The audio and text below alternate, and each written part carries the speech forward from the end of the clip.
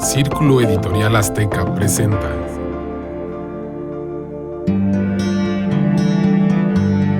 Círculo de Historias.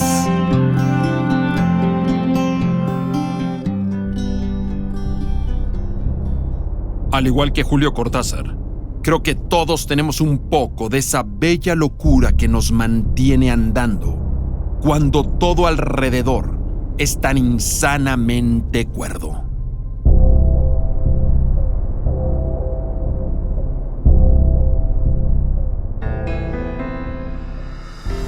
Hola, soy Antonio Rosique. Gracias por estar ahí. Gracias por entrar con nosotros al enigmático Círculo de Letras. De un círculo aún más grande, Círculo Editorial Azteca. Porque hoy viajaremos al mundo sorprendente y sugerente de Julio Cortázar, uno de los grandes escritores latinoamericanos de la historia. Y lo haremos guiados por Eduardo Antonio Parra, Premio Internacional de Cuento Juan Rulfo en el 2000, por Nadie los vio salir, otorgado por Radio Francia Internacional, además de memorables novelas como Nostalgia de la Sombra y Juárez, El rostro de piedra. Además de ser profesor de Panorámica del Cuento Latinoamericano en Literaria, Centro Mexicano de Escritores. Eduardo Antonio, gracias por ser nuestro guía en este viaje que nos lleva al mundo de Julio Cortázar. ¿Cómo estás? Muy bien, y muchas gracias por la invitación. Pues es un tema que es apasionante, ¿no? Eduardo Antonio, ¿qué significa para ti la presencia de Julio Cortázar? ¿De qué tamaño es para ti personalmente la figura de Cortázar? Yo creo que es uno de los escritores más grandes, y no lo digo porque fuera de los más altos, no, pero es uno de los que más ha influido en la nueva narrativa latinoamericana a partir de él. Yo creo que no hay escritor que haya nacido, digamos, a partir de los años 50, que no lo haya leído con pasión y se haya sentido influido y haya tratado de imitarlo, ¿no? Incluso nos enseñó cómo romper los moldes, cómo romper las estructuras, cómo transformar el lenguaje para que fuera más musical y más fluido, cómo la vida cotidiana es lo más importante para la narrativa, para la literatura. ¿Cuál habrá sido el primer relato, el primer cuento, la primera experiencia que tuviste con este universo Cortázar? Mira, el primero que leí, yo creo que fue por allá de los 17 años, y fue La noche boca arriba. Un cuento que me fascinó, ¿no? Es el cuento sobre un accidente de moto, donde el tipo que se accidenta empieza a soñar que es perseguido por los aztecas en las guerras floridas, ¿sí? Y al final del cuento te voltea te voltea el calcetín, yo diría, y resulta que él era uno de los tlaxcaltecas que estaban huyendo de los aztecas. Wow. Y lo que había soñado era la vida contemporánea, la moto, que la describe como un insecto zumbante entre sus piernas, ¿no? Después de tantos años, ¿qué tan vigente sigue el legado de Cortázar? ¿Qué tanto va trascendiendo las épocas, las modas literarias y la realidad que vivimos hoy? Mira, yo creo que sigue absolutamente vigente. Sus cuentos son completamente contemporáneos, se pueden leer como si hubieran sido escritos ayer. Y además, en los cuentos, sobre todo, Cortázar se decantaba mucho más por la estructura clásica, por la forma clásica del cuento. En las novelas, por el contrario, por ejemplo, era la búsqueda de la ruptura, la búsqueda de nuevas estructuras, de nuevas formas, de nuevos procedimientos, y creo que ahí sigue influyendo tanto, incluso creo que podría decir que en las estructuras que buscó Cortázar en las novelas y en sus libros experimentales no ha sido superado todavía, ¿no? Todavía hay mucho que aprender de él ahí. ¿Es Rayuela su obra cumbre, su obra más importante? ¿Lo es? ¿O tú podrías colocar alguna otra en ese tenor? Si me preguntaran a mí, bueno, me lo estás preguntando, yo pondría los cuentos principalmente. Rayuela me parece una novela impresionante, me gustó mucho cuando la leí. No la he vuelto a releer, te voy a decir por qué, porque tengo miedo de que ya no me guste. Sí, muchos colegas les ha pasado, me lo han comentado, que a la hora de releer Rayuela, ya no es aquella lectura de juventud, sino que de repente como que se les empezó a caer, se les hizo muy rara, ¿no? Yo prefiero los cuentos. Algún día la releeré, por supuesto, y a lo mejor les contradigo a los que me dijeron eso, ¿no? Y me sigo apasionando. Pero los cuentos, siempre que vuelvo a ellos, me apasionan muchísimo.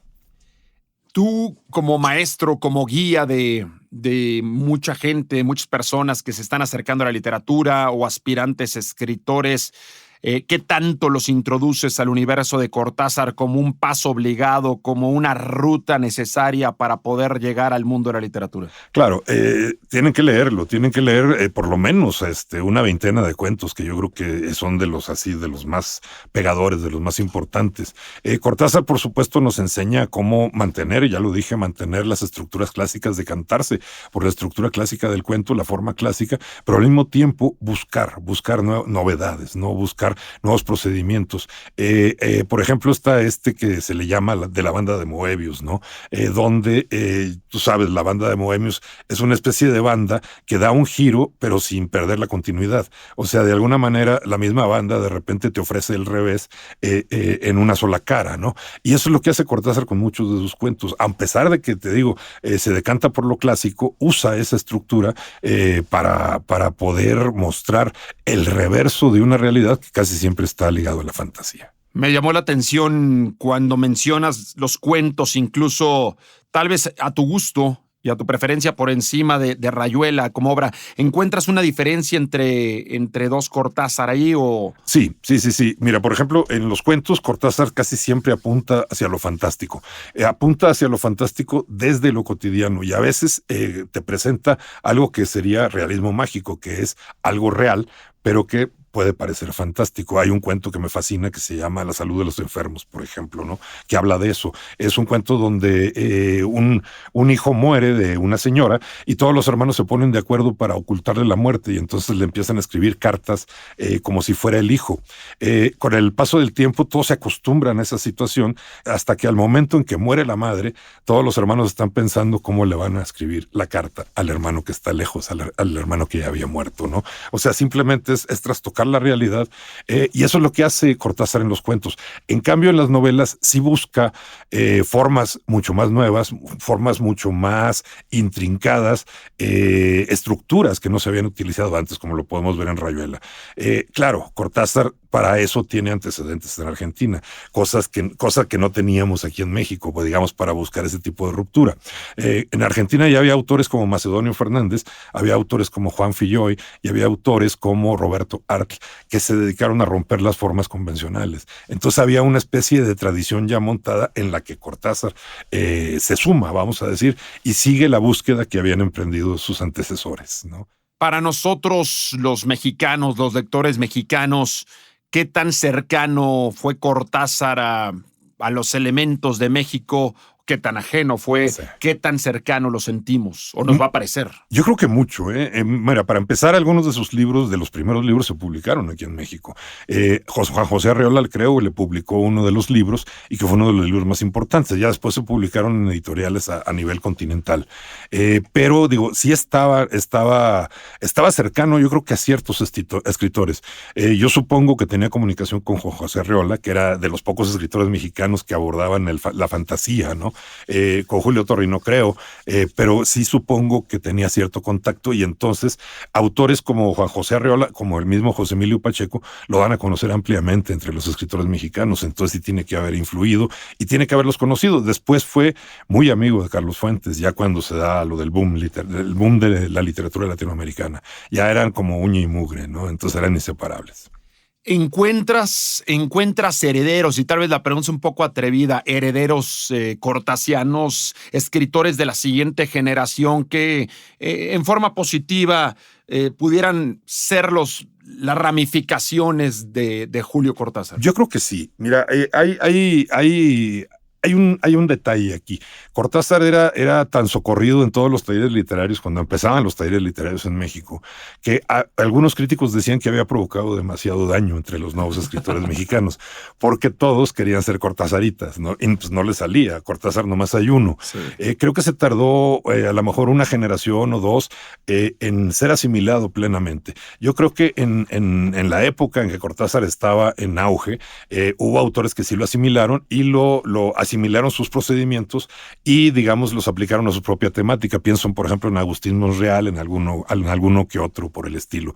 Y de los autores que ya son ya más contemporáneos a nosotros, o sea, que están en pleno auge, yo pensaría en Alberto Chimal, por ejemplo, Sí. que Alberto Chimal lo ha asimilado muy bien y también lo ha aplicado a sus propias temáticas. Pensaría en Beff también como otro de los autores. Y hay muchos por ahí que de repente sí sacan un cuento cortesariano y luego siguen en lo suyo, lo asimilan bien.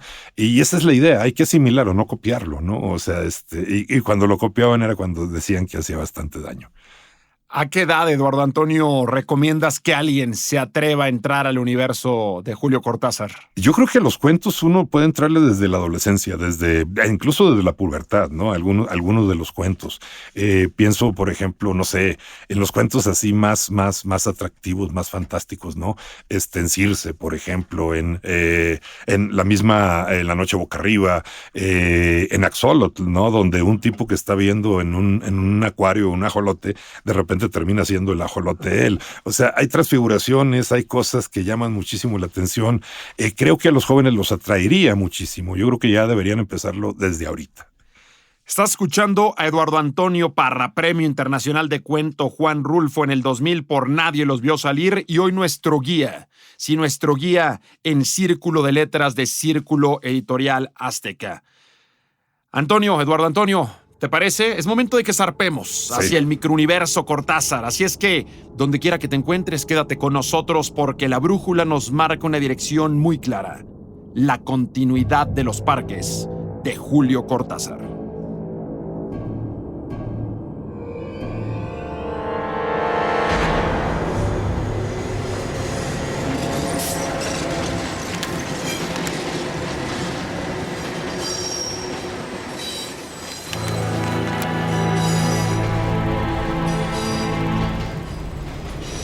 Había empezado a leer la novela unos días antes.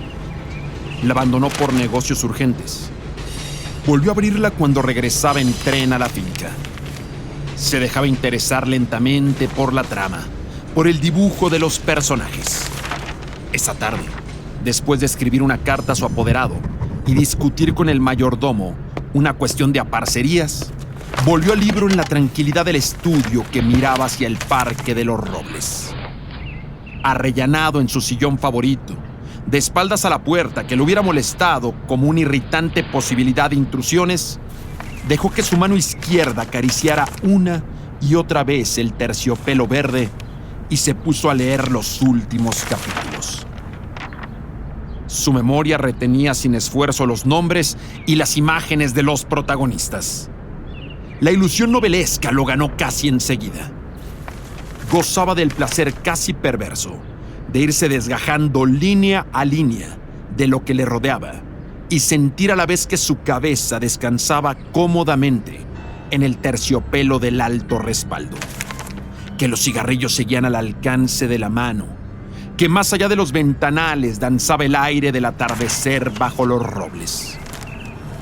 Palabra a palabra, absorbido por la sórdida disyuntiva de los héroes, dejándose ir hacia las imágenes que se concertaban y adquirían color y movimiento. Fue testigo del último encuentro en la cabaña del monte. Primero entraba la mujer, recelosa. Ahora llegaba el amante, lastimada la cara por el chicotazo de una rama. Admirablemente restallaba ella la sangre con sus besos. Pero él rechazaba las caricias. No había venido para repetir las ceremonias de una pasión secreta, protegida por un mundo de hojas secas y senderos furtivos. El puñal se entibiaba contra su pecho y debajo latía la libertad agazapada. Un diálogo anhelante corría por las páginas como un arroyo de serpientes, y se sentía que todo estaba decidido desde siempre. Hasta esas caricias que enredaban el cuerpo del amante como queriendo retenerlo y disuadirlo. Dibujaban abominablemente la figura de otro cuerpo que era necesario destruir. Nada había sido olvidado. Coartadas, azares, posibles errores. A partir de esa hora, cada instante tenía su empleo minuciosamente atribuido. El doble repaso despiadado se interrumpía apenas para que una mano acariciara una mejilla. Empezaba a anochecer. Sin mirarse ya, atado rígidamente a la tarea que los esperaba, se separaron en la puerta de la cabaña. Ella debía seguir por la senda que iba al norte. Desde la senda opuesta, él se volvió un instante para verla correr con el pelo suelto. Corrió a su vez, parapetándose en los árboles y los setos, hasta distinguir en la bruma malva del crepúsculo la alameda que llevaba a la casa. Los perros no debían ladrar, y no ladraron. El mayordomo no estaría a esa hora, y no estaba. Subió los 3 peldaños del porche y entró. Desde la sangre galopando en sus oídos le llegaban las palabras de la mujer. Primero, una sala azul. Después, una galería. Una escalera alfombrada. En lo alto, 2 puertas. Nadie en la primera habitación. Nadie en la segunda. La puerta del salón. Y entonces, el puñal en la mano. La luz de los ventanales. El alto respaldo de un sillón de terciopelo verde. La cabeza del hombre en el sillón, leyendo una novela.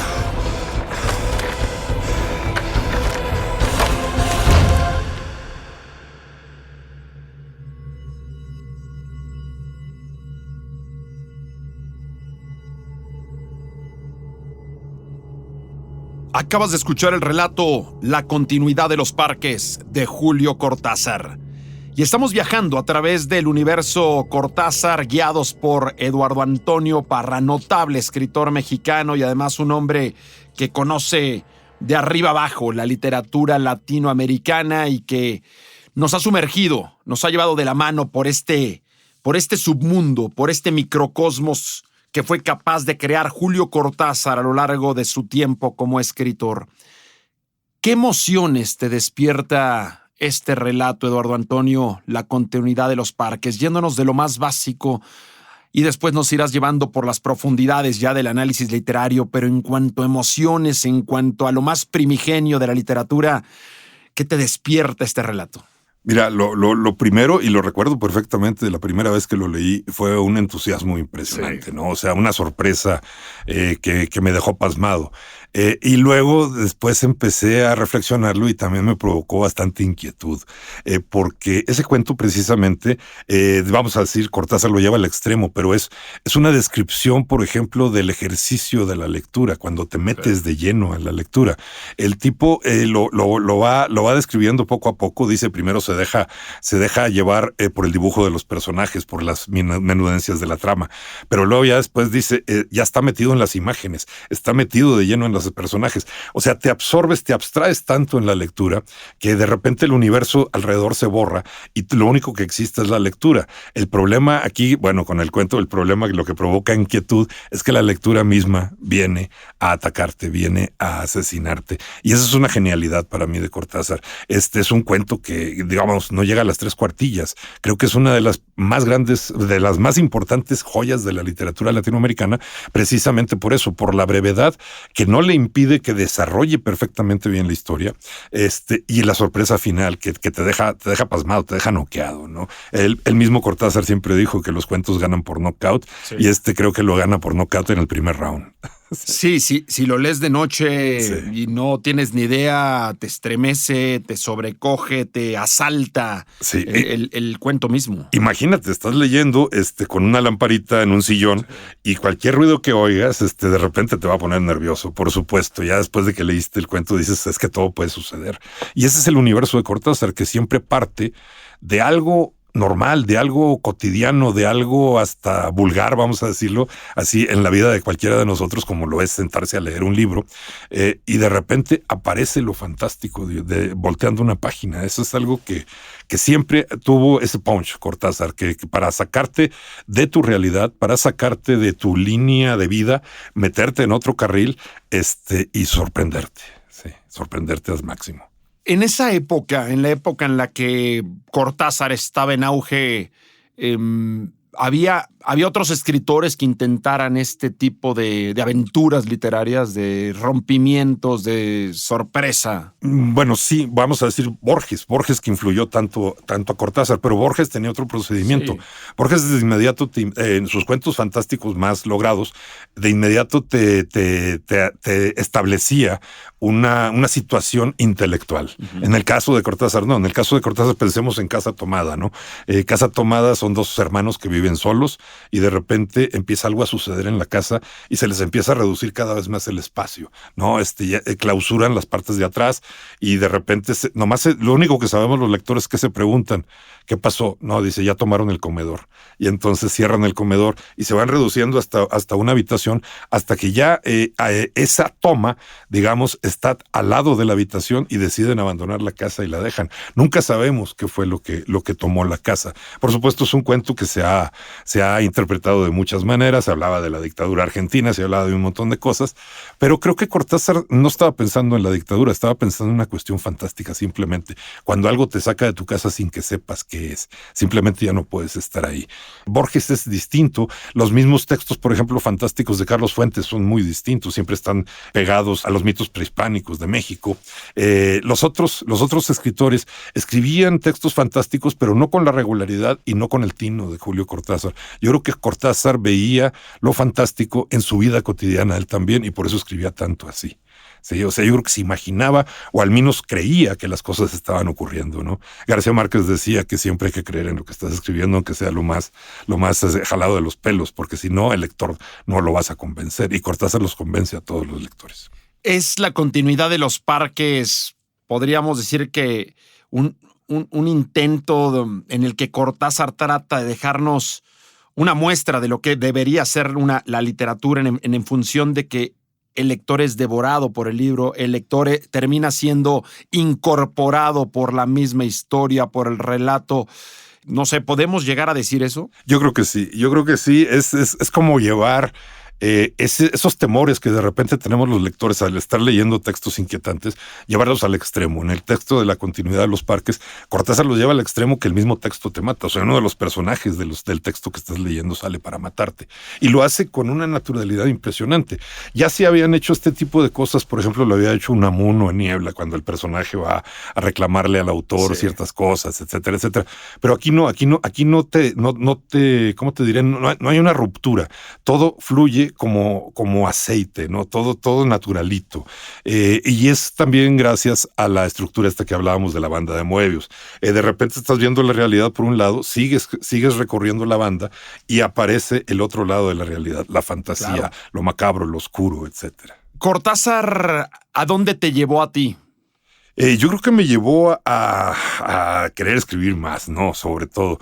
Yo tenía este referente que mencioné hace rato, que decían, es que ha hecho mucho daño a los talleres literarios. Entonces decía, no voy a dejar que me haga ese daño, no voy a tratar de imitarlo, pero voy a tratar de asimilar sus procedimientos, su manera de ver el mundo.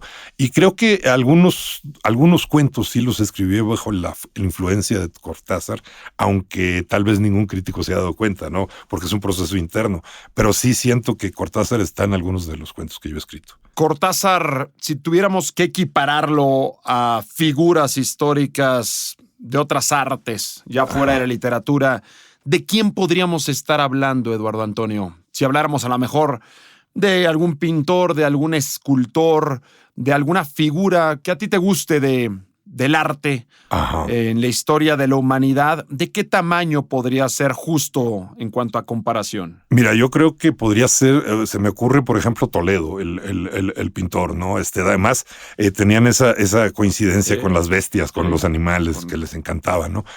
Toledo Tamayo también, yo creo que podría ser de ese tamaño. Y, por ejemplo, pensando en escultores, no sé por qué se me ocurre así de repente Henry Moore.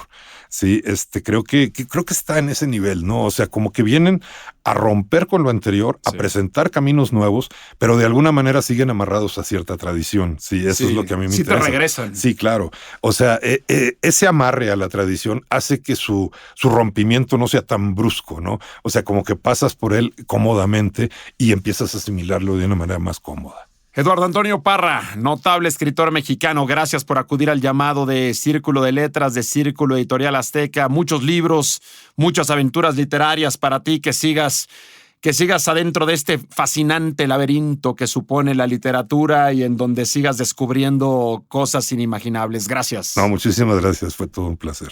Y así, guiados por Eduardo Antonio Parra, escritor mexicano y viajando por el universo de Julio Cortázar, es como hoy concluimos nuestra aventura por el Círculo de Letras de Círculo Editorial Azteca.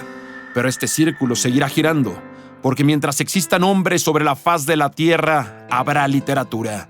Porque como escribió Cortázar, probablemente, de todos nuestros sentimientos, el único que no es verdaderamente nuestro es la esperanza. La esperanza le pertenece a la vida. Es la vida misma, defendiéndose. Soy Antonio Rosique. Hasta muy pronto. Círculo Editorial Azteca presentó